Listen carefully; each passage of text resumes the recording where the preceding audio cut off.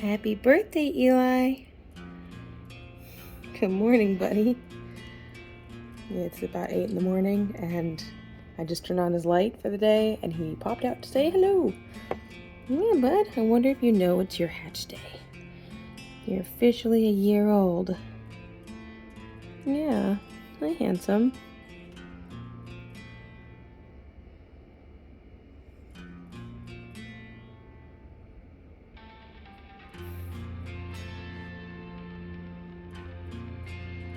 Such a good boy. Oh, look at that little face. I love their lips so much.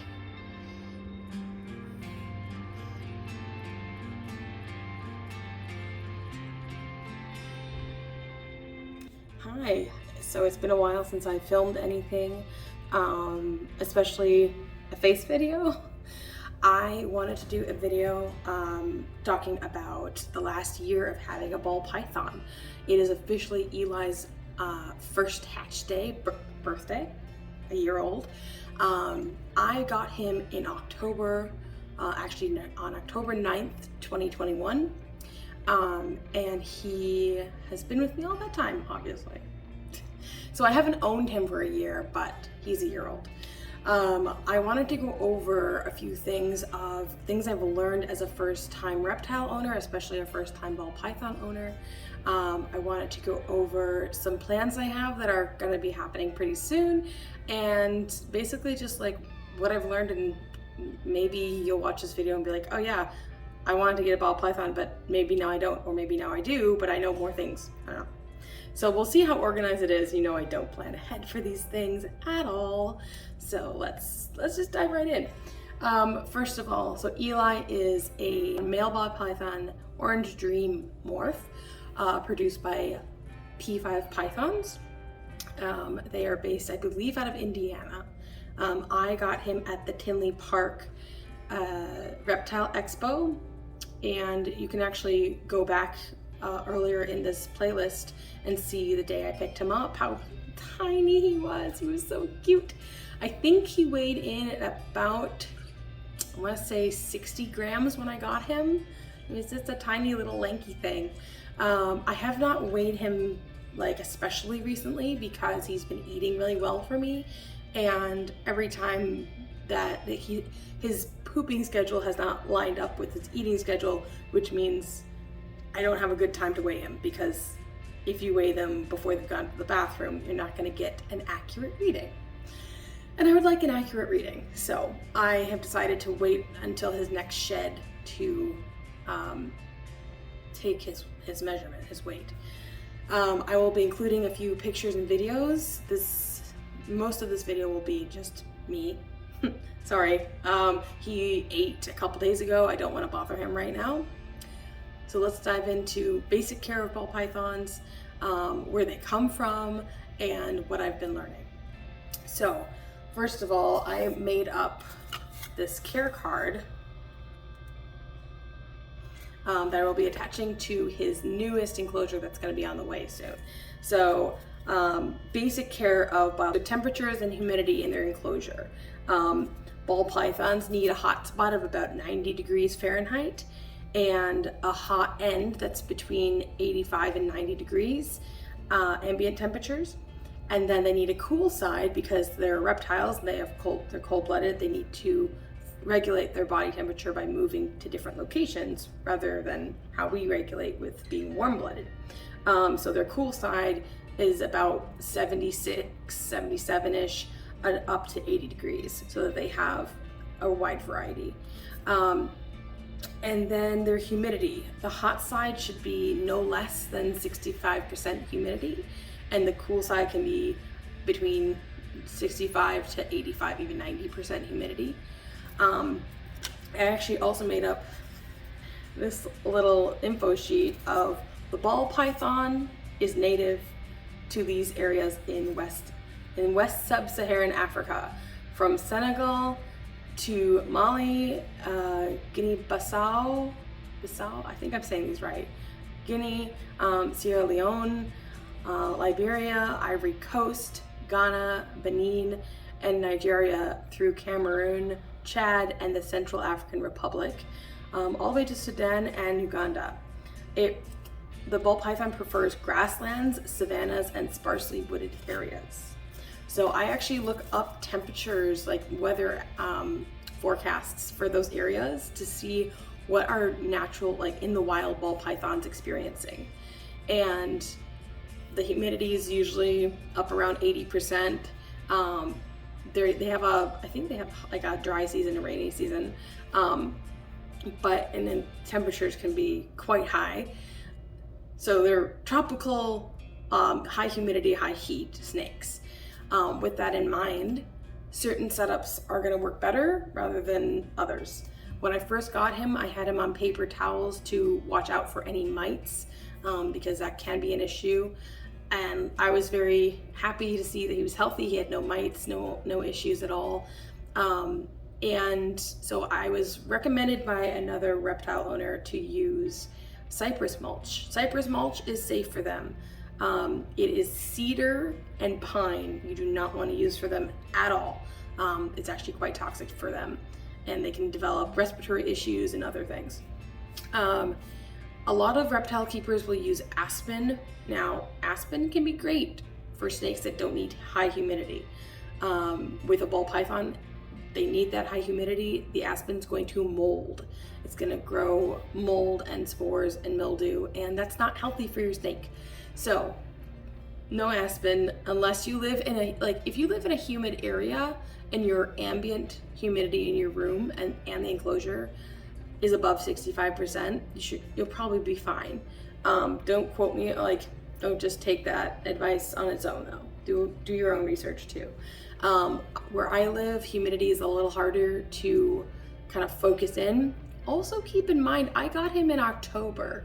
That means winter was on the way for me. I'm Northern Hemisphere, and humidity drops significantly in the wintertime. One, just because there's snow where I live, and also heating elements in the house don't produce humidity when they're running. They actually suck the moisture out of the air. So I run a humidifier in my bedroom for myself in the wintertime.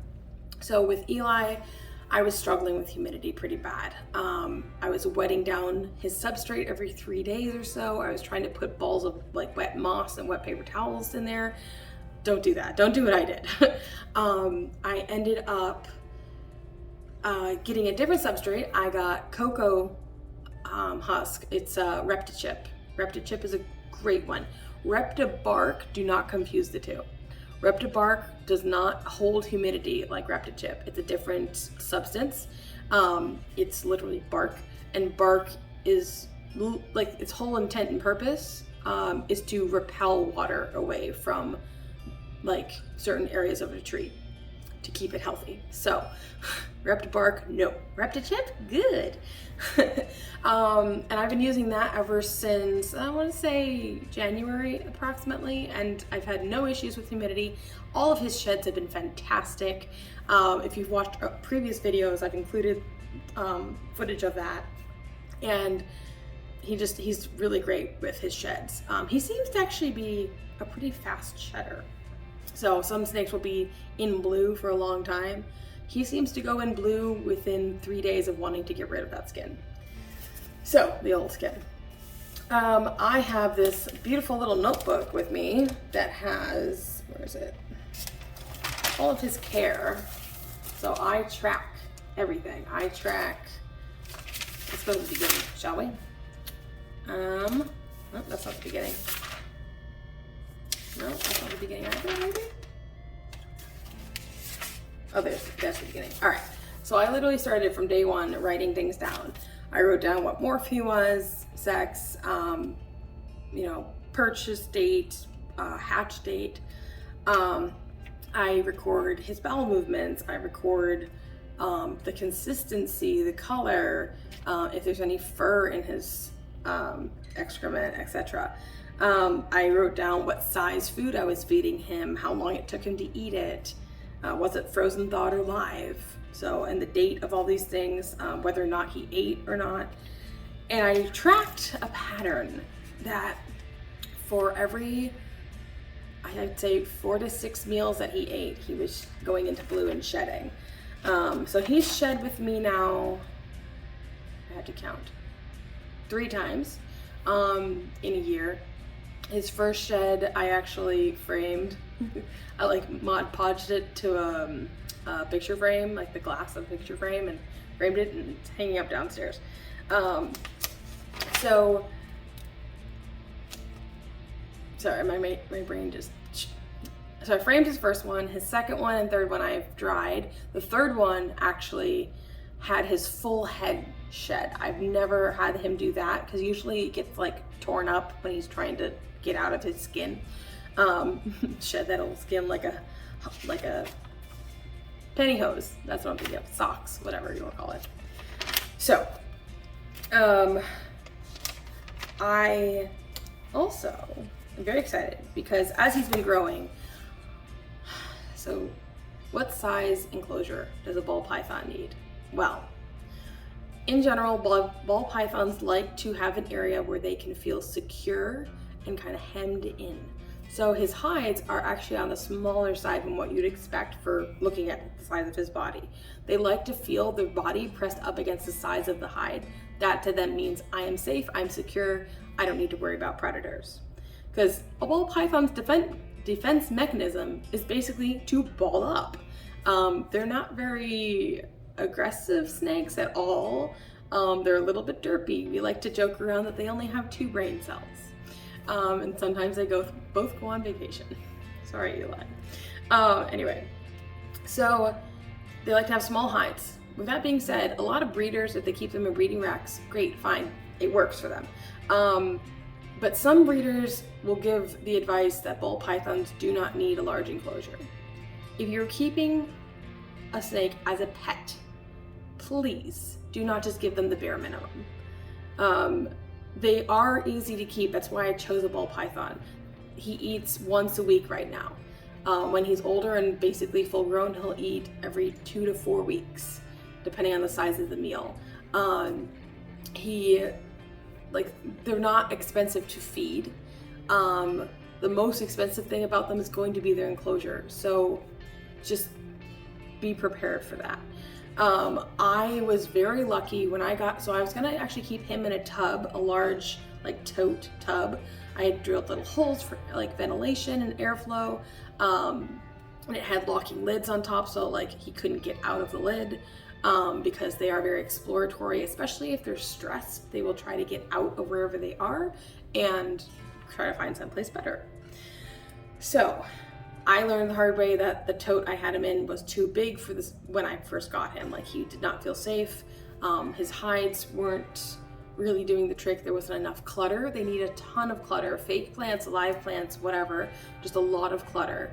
Vines, branches, leaves, grasses, think of basically a terrarium, okay? So I ended up being gifted a 10-gallon glass tank from another reptile owner. It was her old tank for her snake. He had outgrown it, and she gifted it to me, which I was very blessed to have that. Eli was in that tank from November until March. And actually, I bet you I wrote it down. Let's go look. So, new 10-gallon tank with substrate and moss set up November 1st. So I set it up, I was getting the ambient temperatures and everything. If it's a smaller tank, like a 10-gallon, 20-gallon-ish in there, you want to keep it about 85 degrees. You don't necessarily, it's not really large enough to have an ambient temperature gradient for them to cool or warm themselves, and 85 is a good medium, and he did very well at that. And every snake's gonna be different, so you might find that yours needs a little higher, a little lower. So he was in that 10-gallon until, let's see,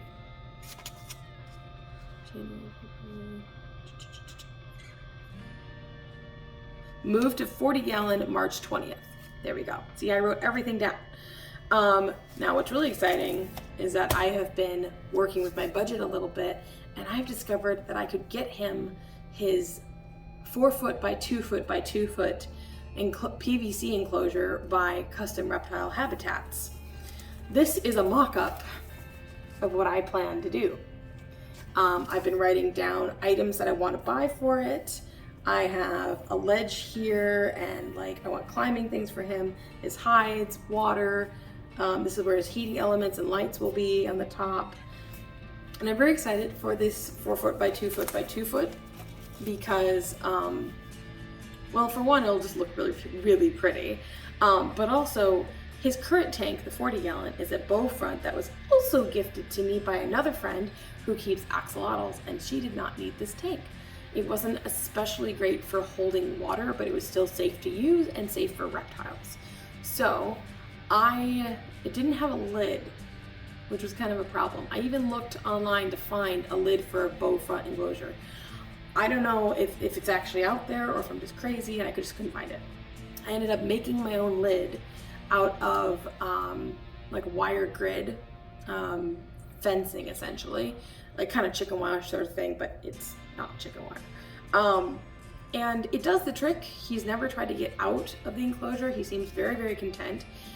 He's never been able to get out either. I attached hooks on the outside that the grid would lock onto, so he can't push his way out.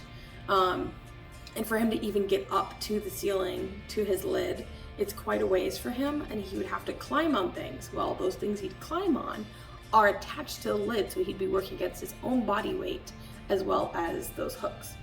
So it's very secure, but opening and closing it, for me, I end up scratching myself up. I don't know if you can see, I have a scratch there. I've gotten scratches all over my arms. So I don't like opening his enclosure very often, which when you want to hold a snake or care for it in any way, it's kind of annoying and an issue. So I'm very excited for the PVC enclosure because it will be a front opening sliding acrylic door. So that'll be so much easier to open, and when he's older, I'm super excited to just open it and like have a climbing tree that I'm working on building right now, for him to just choose to come out in the evening and like explore around. Now, with that being said, there's a couple rules I've made for myself with him. So a good rule of thumb, first of all, do not handle them from 24 hours before they eat until about 48 to 72 hours after they've eaten. There's a couple reasons for this.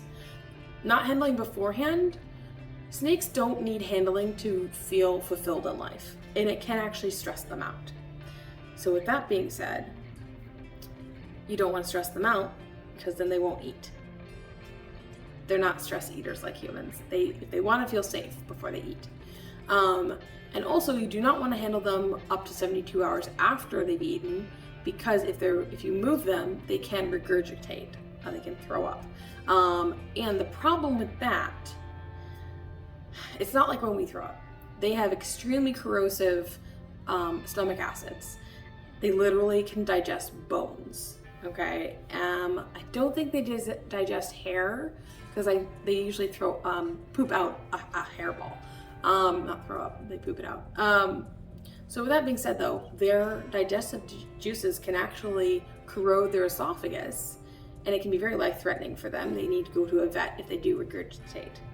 I've been very, very lucky and blessed that he has not I can say the word. He hasn't thrown up since I've owned him, because I keep these rules.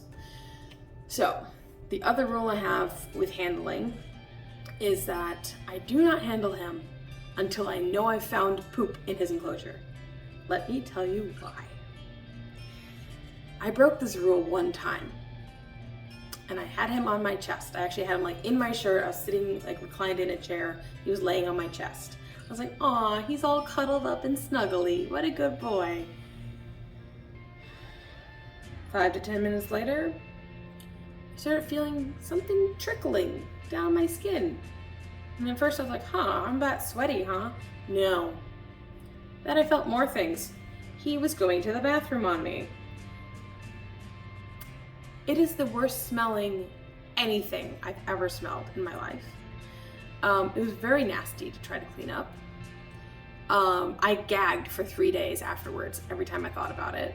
And I had to scrub my skin. Like I was, just go rinse off. I rinsed off. It wasn't gone. So then I scrubbed and scrubbed and scrubbed, and then it was kind of gone. Took a couple days to really dissipate, but it was nasty. So I don't hold Eli unless he's gone to the bathroom, and definitely not before he's gonna eat. With that being said, feeding. I'm just rambling and telling you all the things, okay? With eating, I thought he was gonna be on frozen thawed. Like, they say that it's pretty easy to get him to switch usually. Some are really picky. Well, when I was planning for getting a ball python, one of the things that encouraged me to want to get one was, oh, they can be on frozen thawed. I can buy his food in bulk and only have to pay for it, a few times a year, and I'll just, heat his food up and he'll eat and it'll be great. It'll be fine. Well, he was on a hunger strike. He ate 3 frozen thawed before he stopped eating for like 2 months. It freaked me out. He was a baby. They should be eating constantly, consistently.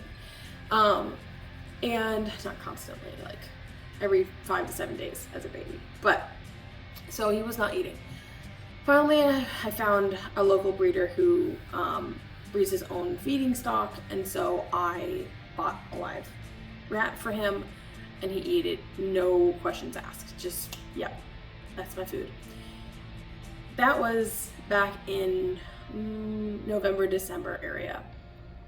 He's still on live food. Now, there's a lot of friction online about whether or not you should feed live or frozen thawed. There's reasons for both. And sometimes the reason is just a fed snake is healthy, right? Now, rats at a certain age can start causing damage to your snake. They can bite them. I've seen horrific photographs of snakes, like they don't defend themselves, and a rat can just attack them and literally chew holes through their skin, through their muscles, into their body. Like they just holes all over their body.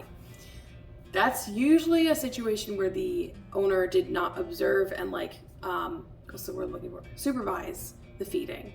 Eli and I have developed a system. I have an old soup container. It's like a Jewel soup plastic container. I've drilled holes around the top for ventilation, and it has a lid that pops on and off. And I use that to have the rat in, and I take the lid off. Eli knows that I take this container and I kind of shuffle it across the top of his enclosure. It's a very specific feeling for him, and he also can smell the rat. He will come out and pop his head out and be like, ooh, is it feeding time? All right, it's feeding time.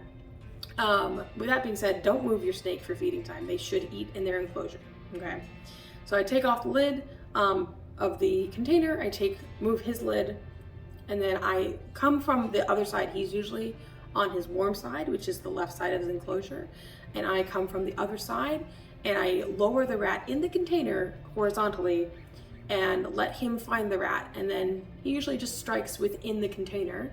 He's never struck my hand, and I hold it at the back of the container. He does very well with this, and he knows that if that container's not there, if I haven't done the little shuffle, that is not me feeding him. That being said, a couple days ago, I actually had my first encounter with him displaying feeding behavior when I did not give him the target train of, yes, it's feeding time. That kind of freaked me out a little bit. So all you do is remain calm, keep your hands out of striking distance. That's it. I let him cool down and realize I wasn't gonna feed him. There's no food coming. And he was fine. So yeah, don't move them for feeding. If you can get them on frozen thawed, it's a good idea, obviously. That being said, I tried frozen thawed, like I said, and the process of thawing out the rodent and heating it to the proper temperatures, for me, was really difficult. Some people find it super easy. I found it very complicated and I did not like it. So that's one reason I do live feeding. The main reason is that Eli refuses to eat frozen thawed. He just point blank will not eat it. So he doesn't recognize it as food, basically. All right, so I've gone over basic care. I've gone over natural habitat. I've gone over enclosure size. Maybe not in depth, I don't know. So these are all things that I've been learning this past year. Now, with a ball python, they are mostly nocturnal. That being said, I have noticed that Eli will come out early mornings and late evening. So that's kind of crepuscular. I think that's the right word. But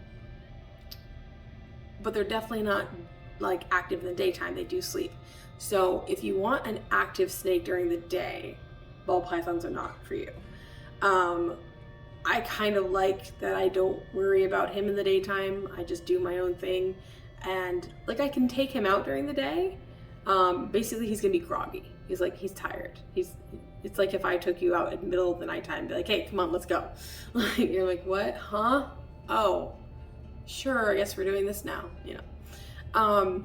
I did take him out a few days ago outside because it was gorgeous out. That being said, enrichment.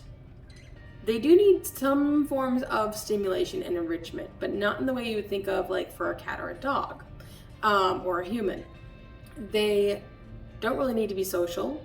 You should never house ball pythons together. Okay, they are solitary animals. They need to stay separate, or they will eat each other or fight for dominance and have issues. Don't do it. So they don't need social interaction like we would think. They do need stimulation in new things. So like putting new things in their enclosure for them to explore, changing out their plants and vines for other plants and vines that haven't been in this enclosure. And I like outside enrichment time because they do benefit from UVB. I don't have a UVB bulb in his setup right now. That might be something I add later, but it's not necessary for their health like it is for, say, a bearded dragon or something. So I like to get him some sunshine. Different smells, right? They live a lot through their sense of smell. So when he's outside, he can smell all the insects, he can smell the birds and the squirrels and the earth itself, you know, just all these different things that he's like, oh, I don't smell this when I'm in my enclosure. This is new. That being said though, when you take them outside, I have a temp gun, okay? I got it for like $12-15 on Amazon. It's a laser that reads, laser directed or whatever, reads the surface temperature of items. So I use it to gauge his hot side, make sure it's not too hot. I gauge, when we go outside, I take temp measurements of the patio concrete, the grass, the wood chips, and any place that I want to put him down. So, because here's the thing, they can burn easily without realizing that they're hurting themselves or being hurt.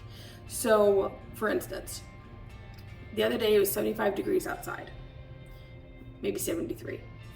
The concrete was reading at about 83. That's safe for him to be on, perfectly safe.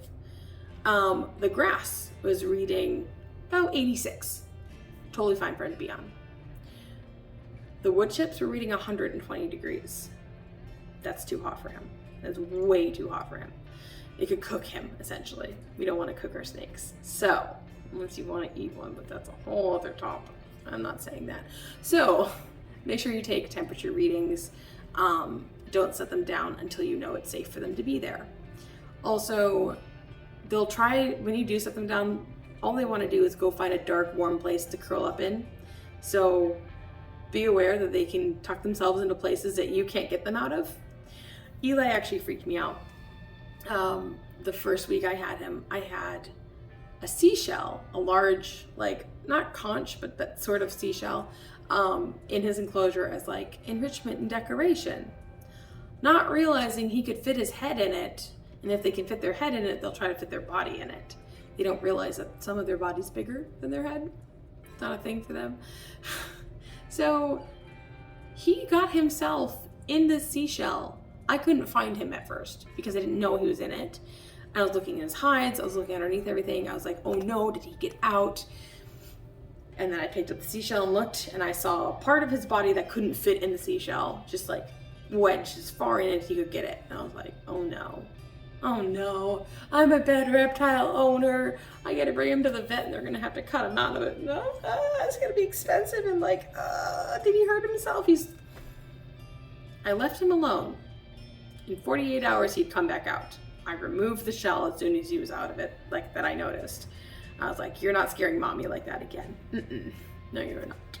So they can get themselves stuck. They can get themselves into areas that you think they can't get out of or that you definitely can't get them out of. I did try very gently to remove him from it. And he's just like, nope, I'm staying here until I feel like moving. I was lucky that he was able to get out. That's not always the case. So you kind of have to really develop an eye for what can be a danger to them. And they are definitely a danger to themselves in many, many ways.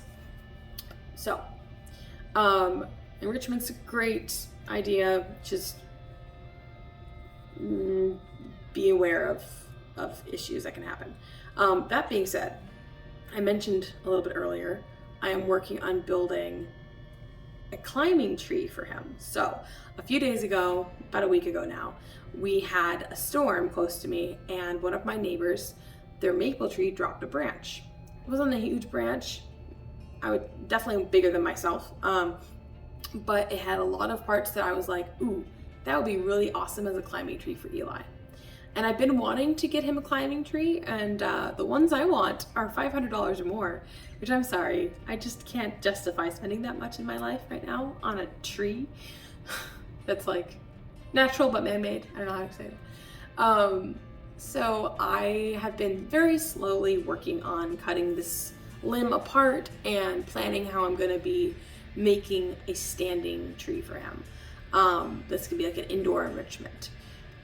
I think I've worked out that I can probably use a plant pot, like a wide plant pot with some cement as the base to hold up this tree.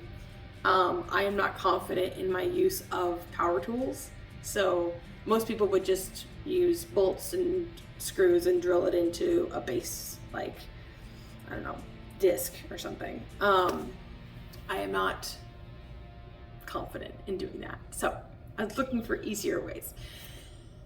That being said, I also want to get some ropes to attach to the tree and just do a whole little climbing tree. And imagine a cat tree, but for a snake. Okay? Right? Anyway, I'm very, I haven't had breakfast, so I'm a little all over the place and having trouble enunciating my words. I apologize.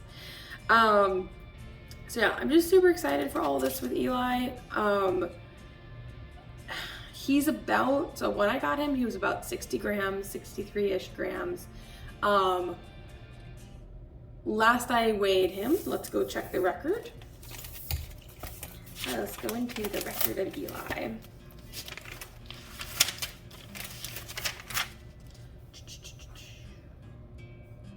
Let's see.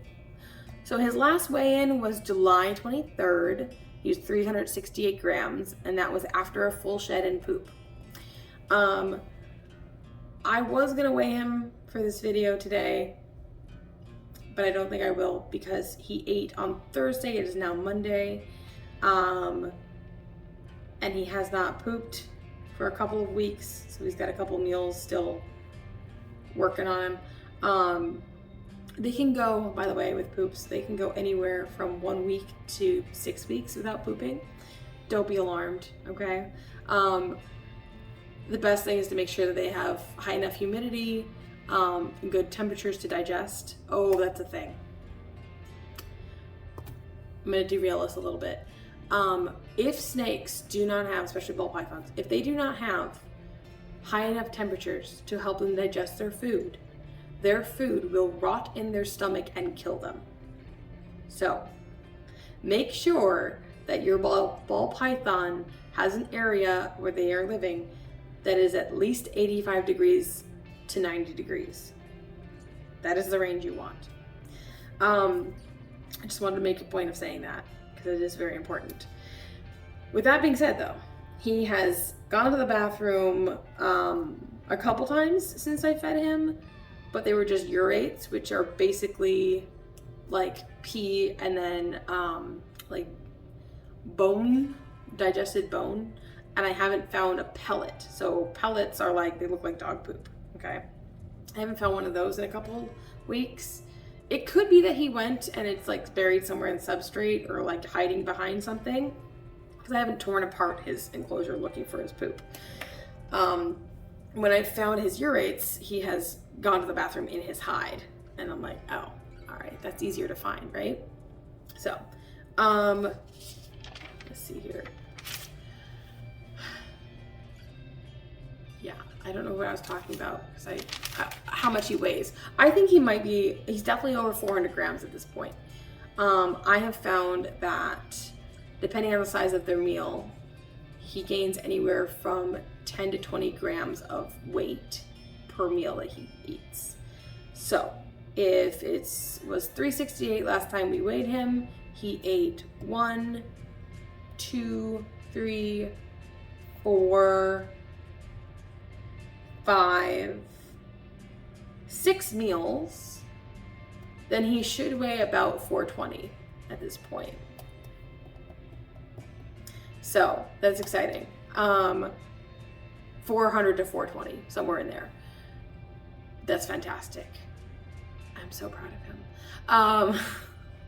Yeah.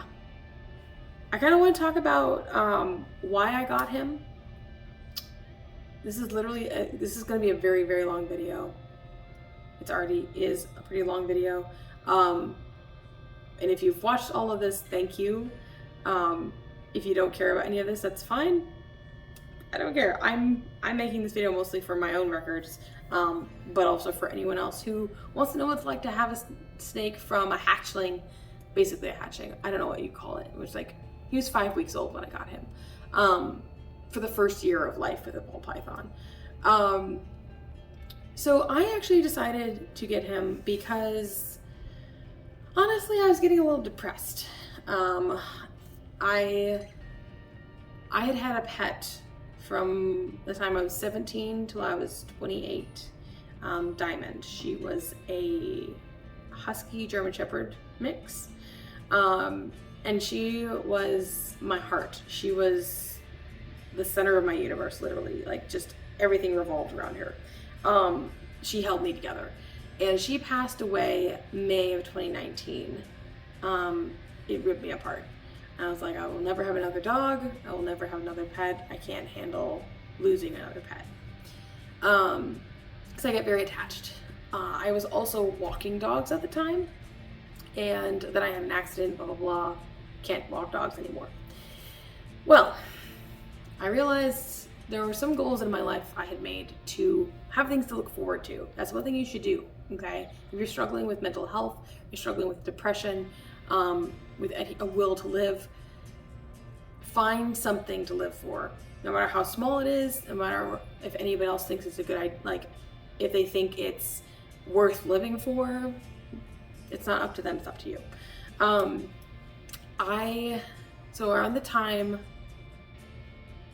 no, it's been about a year before getting Eli. For that entire year, I was researching, I was watching a lot of snake discovery, I was watching a lot of other reptile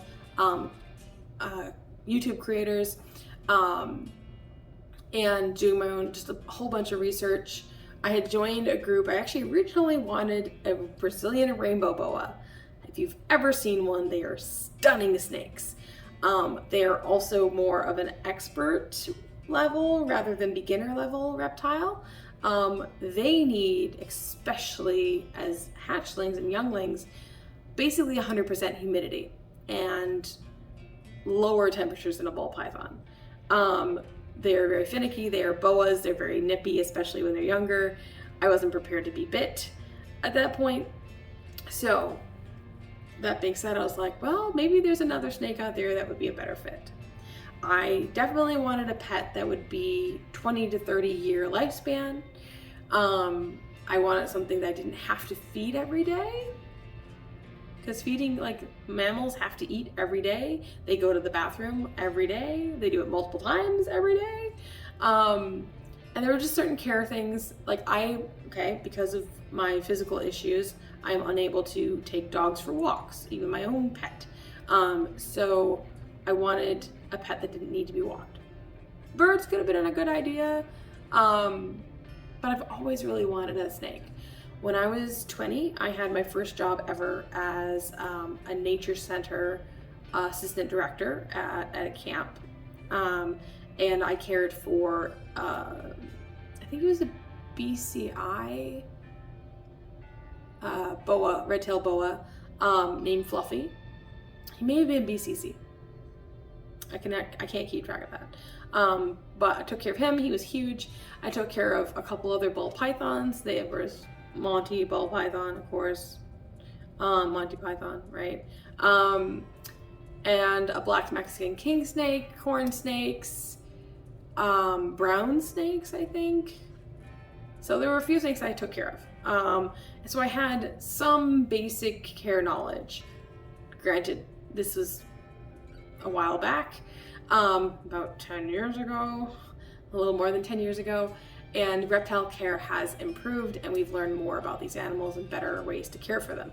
So I can't really use a lot of my knowledge from back then as far as like temperature ranges. We were handling the snakes within 2 to 3 days after they were eating. We had a lot of handling because there were a lot of kids handling these snakes for really long periods of time during the day and having them outside and not taking temperature readings. And there were so many things I was like, now I cringe at like the things that we did not do or the things that we did do. And it wasn't to say that we were torturing these animals or that we had any, malicious intent towards them. We just were ignorant at the time of how best to do this. So the point is I've had some experience with snakes and I've always wanted a snake. So I made up a list of reasons, made like a pro-con list for ball python versus like a boa or something like that. And finally decided on ball python.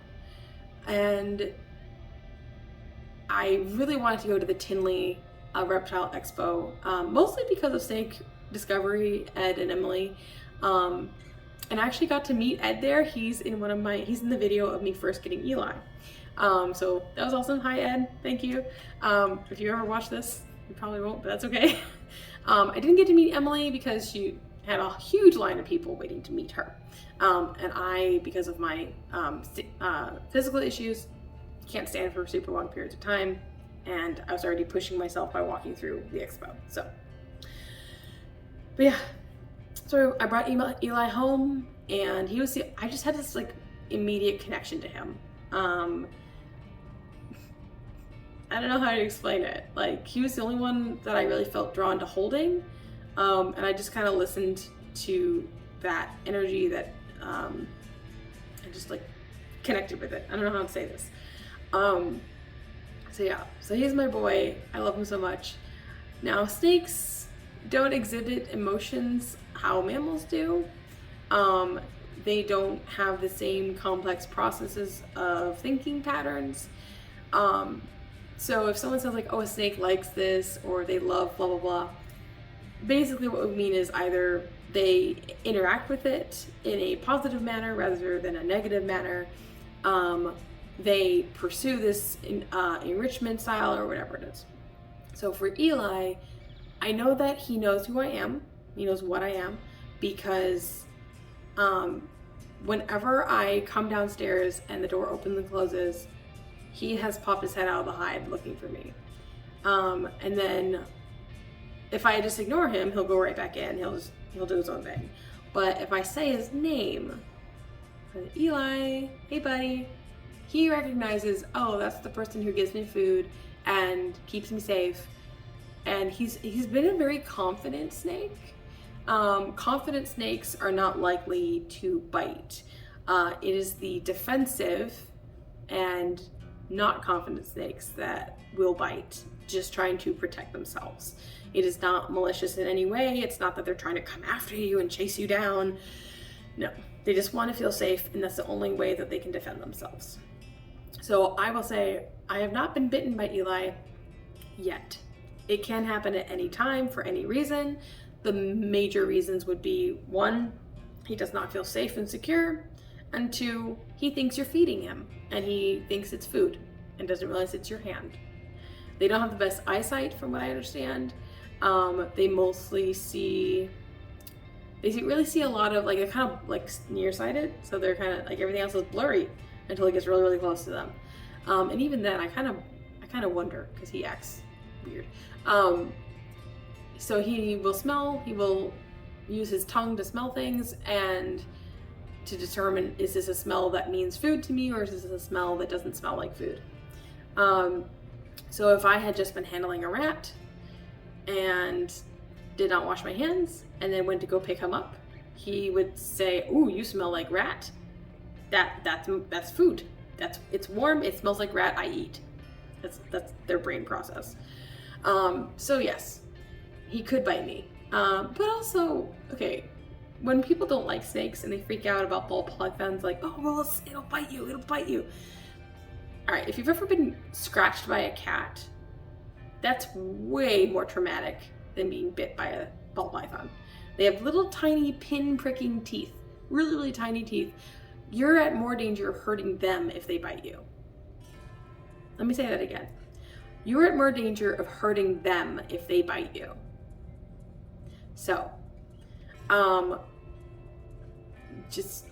they're actually risking their own health in biting you because they can break off a tooth. They can break it off, kind of in the middle. They can break it off way up at the root. They can develop an infection, have trouble eating their food, different things. So they would really rather not bite you if they don't have to. Yeah. Ball pythons are, at least Eli. Eli is really derpy and I love him and he's a sweetheart. Again, my own interpretation, my own, like, I guess anthropomorphizing. How do you say that word? No one's gonna tell me because no one's here. Basically putting human emotions and characteristics on an animal, right? Personifying might be a closer word. Anyway, so he's a very good boy. It's his birthday. I'm letting him sleep in today. He ate on Thursday, like I mentioned earlier. So I technically could handle him, but again, he has not pooped. And he's had multiple meals. Let's see, the last official poop found.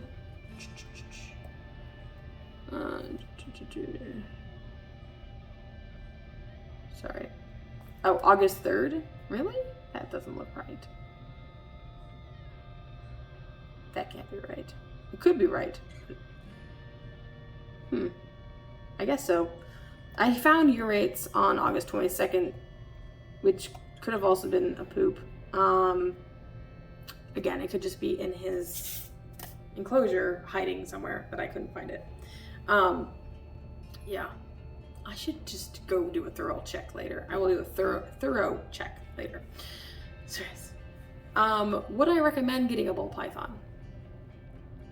If you've done all your research and you're open to learning, and you want a pet that is mostly a look-at pet, but you can handle from time to time, and will live 20 to 30 years, maybe even 30 to 40, yeah, ball python could be a great option for you. One of the reasons I also wanted one, I like the idea that they do live in a, like, confined space. It's like dogs and cats and things, they're running all over the house. You have to worry about them scratching things up or biting stuff or getting into things. Ball pythons at most would live in a 4x2x2, 4 foot by 2 foot by 2 foot enclosure.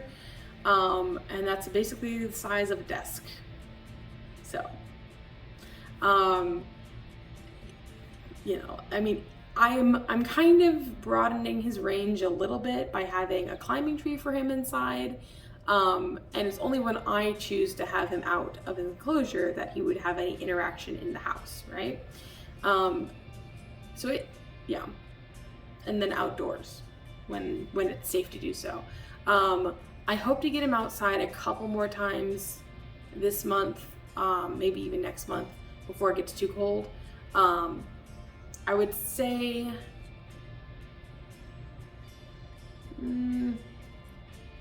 70 to 75 is probably the coldest I would take him outside on a sunny day, because the sun itself would be warming, and if the ground is warm, he'd be okay. But once it hits lower than 70 degrees ambient temperature, I really wouldn't take him outside, and not for longer than 15 minutes. Even when I have been taking him outside, I take him anywhere from 10 to 20 minutes. I don't do a really long time. So yeah, I will be including some footage at the end of the video. If you made it all the way through this, I will be including some footage, some pictures and footage from his trip outside recently. So thank you so much for watching and listening to me ramble and rant and rave about having a ball python in my life. And stay tuned for any further videos. I will probably be filming his next shed. I'll try to be filming that process because I haven't actually filmed one of those videos. So thanks again.